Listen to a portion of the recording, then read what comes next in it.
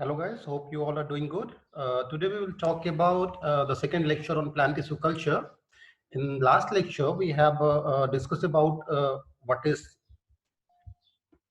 tissue culture. Then we discuss about a brief history of the same. Then we talk about the fundamental principle like that of totipotency and plasticity. Further, we clarify the basic concept and basic terminology of the tissue culture, like selection of explant, sterilization and sterilization technique, as well as culture media. Further, we also discuss the various type of culture media like that of White's medium, MS medium, B5 medium, and 6 medium. And today lecture we will start from the steps in plant tissue culture techniques. So for those who have yet not visit my previous lecture, आप पहले वो देख लो so that जो आज का discussion है वो आपके लिए clear होगा. So a brief outline of the process is सबसे पहले हम plant का selection करते हैं, that is selection of plant, जिस plant को हमें टिश्यू कल्चर एक्सपेरिमेंट्स में रखना है या जिसका हमें टिश्यू कल्चर एक्सपेरिमेंट करना है. उसके बाद हम उस प्लांट से एक्सप्लांट को आइसोलेट करते हैं. एक्सप्लांट क्या होता है मैं प्रीवियस लेक्चर में डिस्कस कर चुका हूं. Explant is that part of plant which is selected for our tissue culture experiment. Then in next step we sterilize the explant. It means जो भी microbial infection है उस explant में वो हट जाए उसके लिए हम उसका sterilization करते हैं. फिर हम inoculation of explant करते हैं. It means explant को inoculate करना कल्चर मीडिया पे, यानी कि transfer of explant from the sterilised platform to that of culture media. फिर हम उसको इनक्यूबेट करते हैं और उसके बाद कैलोजेनेसिस होता है. Callogenesis means formation of callus. Callus can be defined as undifferentiated mass of tissues. Then subculturing followed by regeneration and hardening. उसके बाद उस प्लांटलेट को हम ग्रीन हाउस में ले जाते हैं सो दैट उसकी हार्डनिंग हो जाए. Hardening means that particular plant जो है जो टिश्यू कल्चर के थ्रू में डेवलप किया है वो एक्लिमेटाइज हो जाए फील्ड के लिए. इसको हम ऐसे समझते हैं.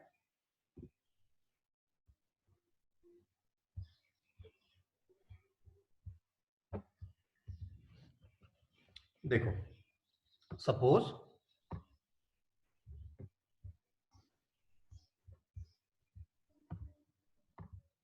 This is our plant. ठीक है, हमने क्या किया, प्लांट के एक पार्ट को चूज किया या लीफ के एक पार्ट को चूज किया. ये रूट भी हो सकता है, स्टेम भी हो सकता है. इसको हम कहते हैं एक्सप्लांट.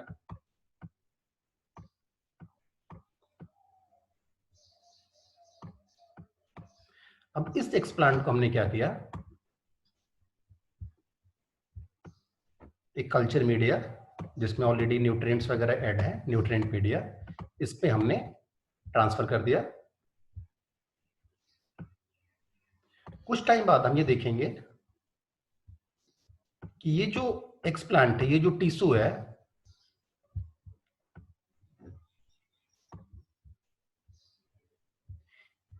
ये एक अनडिफरेंशिएटेड मास में डेवलप हो जाएगा. इसको हम बोलते हैं callus. And the process is known as callogenesis. इसके बाद दो हार्मोन्स हैं, एक ऑक्सिन और दूसरा साइटोकाइनिन. इनका कंसंट्रेशन डिपेंड करता है कि किसी भी प्लांट में या टिश्यू कल्चर मीडिया जो हमने यूज किया है उसमें रूट का इनिशिएशन होगा या सूट का इनिशिएशन होगा. जो रूट का इनिशिएशन होता है उस प्रोसेस को हम बोलते हैं राइजोजेनेसिस और सूट के डेवलपमेंट के प्रोसेस को हम बोलते हैं साइजोजेनेसिस. जैसा कि हम जानते हैं प्लांट्स के डेवलपमेंट के लिए रूट का इनिशिएशन या रूट का डेवलपमेंट पहले होना चाहिए. इसलिए हम क्या करते हैं कि मीडियम में ऑक्सिन के कंसंट्रेशन को ज्यादा रखते हैं और साइटोकाइनिन के कंसंट्रेशन को कम रखते हैं. इससे क्या होगा कि रूट का फॉर्मेशन होने लगेगा इस कल्चर मीडिया में.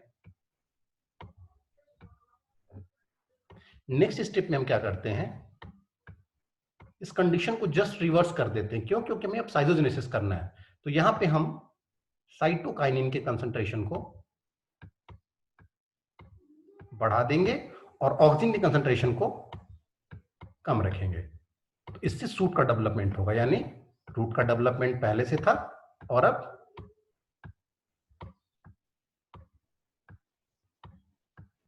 सूट का डेवलपमेंट हो गया। This is culture media. और उसके बाद इसको हम ग्रीन हाउस वगैरह में रख देते हैं ताकि इसकी हार्डनिंग हो जाए। जैसा कि मैंने आपको बताया, हार्डनिंग मीन्स एक्लिमेटाइजेशन, और फिर ये नया प्लांट डेवलप हो जाएगा। तो बेसिकली आप देखो, जो प्रोसेस है, selection of plant material, selection of explant.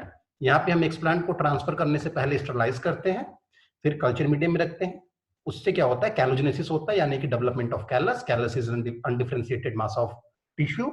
और उसके बाद सब कल्चरिंग करते हैं। सब कल्चरिंग मतलब हार्मोन के कंसंट्रेशन को अप रेगुलेट या डाउन रेगुलेट करके उसमें राइजो एज वेल एज साइटोजेनेसिस। तो सबसे पहले हमने ऑक्सीजन कंसंट्रेशन को ज्यादा रखा तो राइजोजेनेसिस हुआ, फिर हमने साइटोकाइनेटिक कंसंट्रेशन को ज्यादा रखा तो साइटोजेनेसिस हुआ। फर्दर उसके बाद हार्डनिंग यानी एक्लिमेटाइजेशन, और फिर उसको हम ट्रांसफर करते हैं अपने फील्ड पे और कंप्लीट प्लांट का डेवलपमेंट हो जाता है।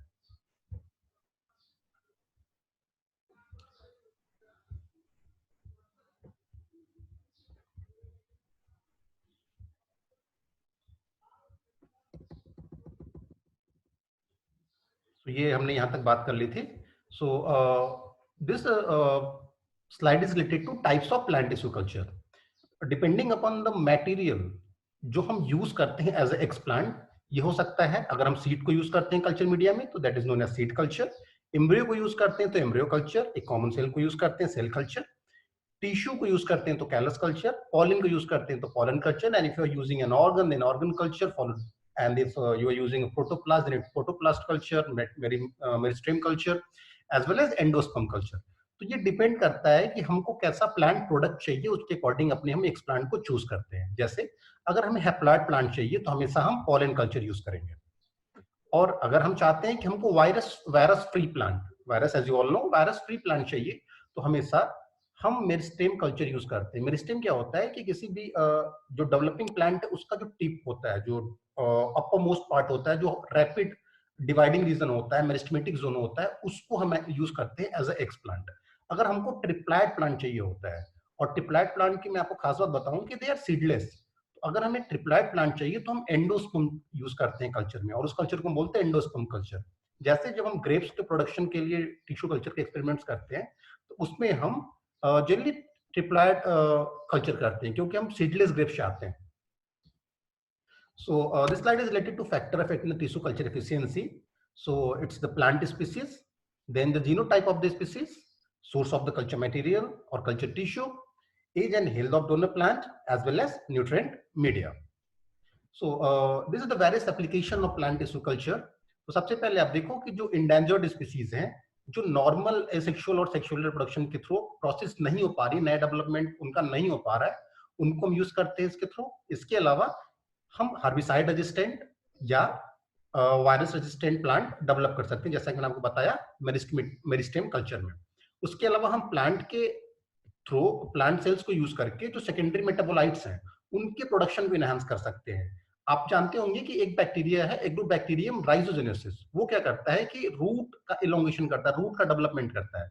तो कल्चर में हम क्या करते हैं कि एग्रोबैक्टीरियम राइजोजिन से इन्फेक्ट कराते हैं प्लांट को, ताकि उसमें रूट का डेवलपमेंट ज्यादा हो जाए। और जब रूट का डेवलपमेंट ज्यादा होगा तो रूट में बनने वाला जो सेकेंडरी मेटाबोलाइट्स है उसका कंसंट्रेशन रूट में ज्यादा हो जाएगा, और अल्टीमेटली किसी एक प्लांट से सपोज हमको पहले एक्स ग्राम सेकेंडरी मेटाबोलाइट्स मिलता था, तो अब हमें वो एक्स प्लस प्लस मिलेगा। मतलब जो ओवरऑल कंसंट्रेशन होगा वो सेकेंडरी मेटाबोलाइट्स का वो बढ़ जाएगा। ये फर्दर एप्लीकेशंस हैं, जैसे हम clean plant material from stock infected by virus, ये कर सकते हैं। Production of identical steriles hybrid species. And this slide is related to the difference between plant and animal culture. तो जो बेसिक डिफरेंस है वो होता है कल्चर मीडिया में, क्योंकि एनिमल सेल्स के ग्रोथ के लिए जनरली हमें प्रोटीन के साथ साथ हार्मोन्स भी चाहिए होते हैं प्रॉपर डेवलपमेंट के लिए। सो इन चीजों को मतलब प्रोटीन और हार्मोन से कंसंट्रेशन को भी हम अच्छे से मैनेज करना पड़ता है हमको, जब हम कभी भी plant tissue culture animal tissue culture के लिए जाते हैं। साथ ही साथ प्लांट के डेवलपमेंट के लिए हमको कार्बन डाइऑक्साइड भी उतनी ही जरूरी होती है जितना कि ऑक्सीजन। तो हम जब कभी भी plant based tissue culture experiments करते हैं तो CO2 के कंसंट्रेशन को भी अपर एज पे रखते हैं। इसके अलावा ओवरऑल आप ये समझो कि जो प्लांट का कल्चरिंग होता है, मतलब प्लांट टिश्यू कल्चर एक्सपेरिमेंट्स होते हैं, वो कंपैरेटिवली इजी होते हैं एनिमल टिश्यू कल्चर के कंपैरिजन में. So this is all about tissue culture. Next, we will try to understand the basics of genetic engineering in our next presentation. उससे पहले आप NCERT की जो 11th की टेक्स्ट बुक है उसमें जो बेसिक्स दिया हुआ है 191 पेज पे जेनेटिक इंजीनियरिंग एंड बायोटेक्नोलॉजी, आप बेसिक्स वहां से कंप्लीट कर लेना. उसके बाद हम नेक्स्ट लेक्चर में उसको प्रॉपर डिस्कस करेंगे. Thank you.